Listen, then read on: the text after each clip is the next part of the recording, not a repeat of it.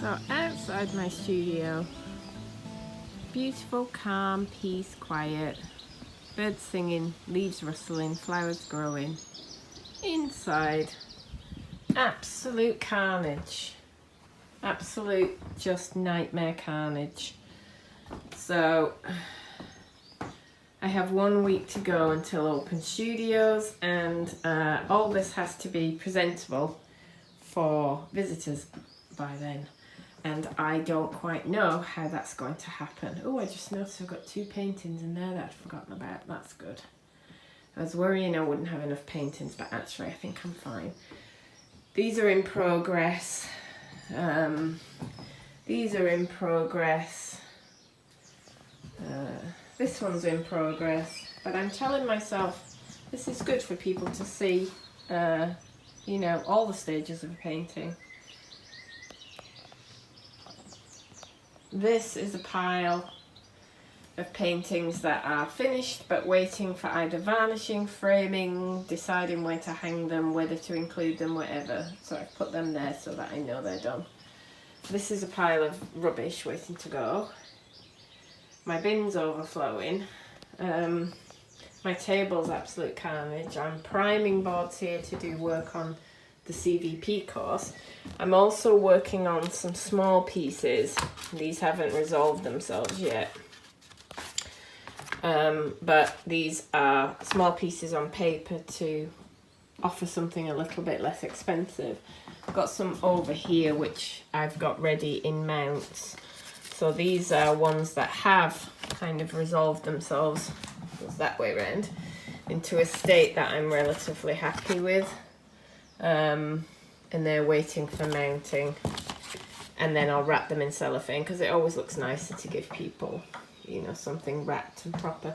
So that's the current state of affairs. This one I was really hoping to get done before open studios, but it's just nowhere near. I'm not liking the colours at all. I'm gonna have to really have a major rethink about this one.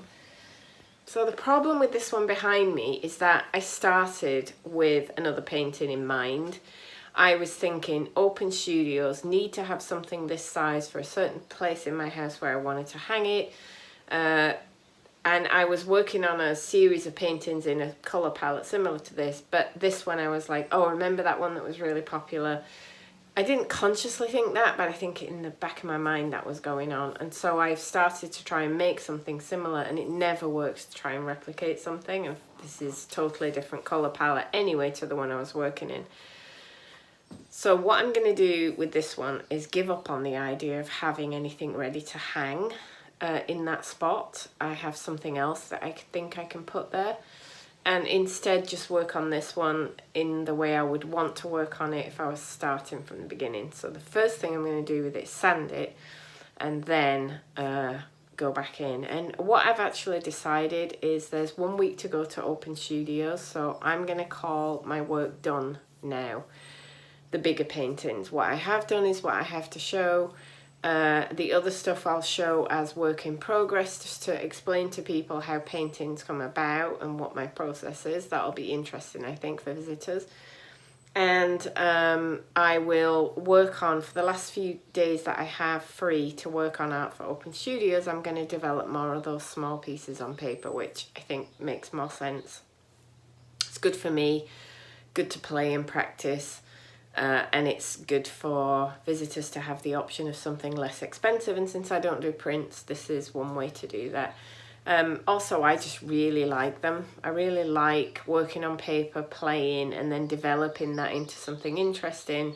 I like solving the puzzle of how to make a small piece interesting out of something that just started as random brushstrokes. And then I like what happens when you crop them down sometimes to fit into whatever mounts I have. I do have some mounts that are too big for anything I've got, so I may have a play around next week on some larger pieces of paper and see what comes up and see what I can mount from those. But as far as big work goes, I'm going to call it done.